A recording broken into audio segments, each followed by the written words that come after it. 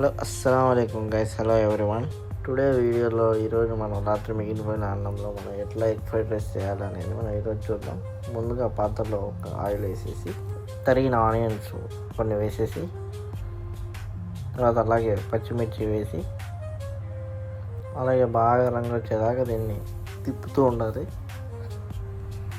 కరివేపాకు కొద్దిగా, green chilli కొద్దిగా, తర్వాత ప్యూర్ గీ తీసుకొని సరిపడా ఒక స్పూన్ తీసుకొని వేయాలి. కొంచెం కలుపుకొని తర్వాత మన దగ్గరలో ఉంటే అల్లం పేస్ట్ తీసుకొని దాన్ని ఒక స్పూన్ తీసుకొని ఇలా వేయాలి. కాసేపు అన్నీ ఎర్రగా అయ్యేంత వరకు బాగా కలుపుకోవాలి. ఈ మాదిరి కలుపుకున్నాక కాసేపు దీన్ని స్లిమ్లో పక్కన పెట్టుకుందాం. తర్వాత వేరొక పాత్రని తీసుకొని ఆయిల్ అయితే వేసుకొని కాస్త వేడైన తర్వాత గుడ్లు అయితే వేసుకోవాల్సి వస్తుంది. మాకు ఇద్దరు ఉన్నాం కాబట్టి మేమైతే 5 లేదా 6 గుడ్లు వేసుకున్నాము. మీ ఇష్టం, మీరు ఎంతమంది ఉంటారో అన్ని గుడ్లు అయితే వేసుకోండి. తర్వాత కొంచెం black pepper powder and salt కొంచెం వేసుకోవాలి.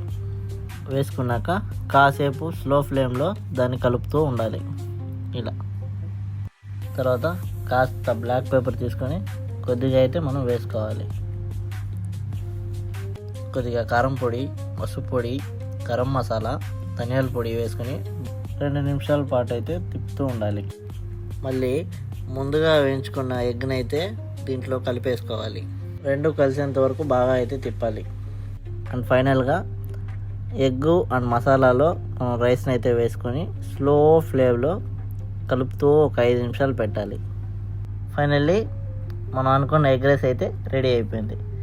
కానీ ఫ్రెండ్స్, ఇలా కలుపుతుంటే స్మెల్ అయితే వేరే లెవెల్గా ఉంది. టేస్ట్ ఎట్టుంటుందా అని నేనైతే కొంచెం తిన్నాను. సూపర్ ఉంది ఫ్రెండ్స్. ఇలాంటి టేస్టీ వీడియోల కోసం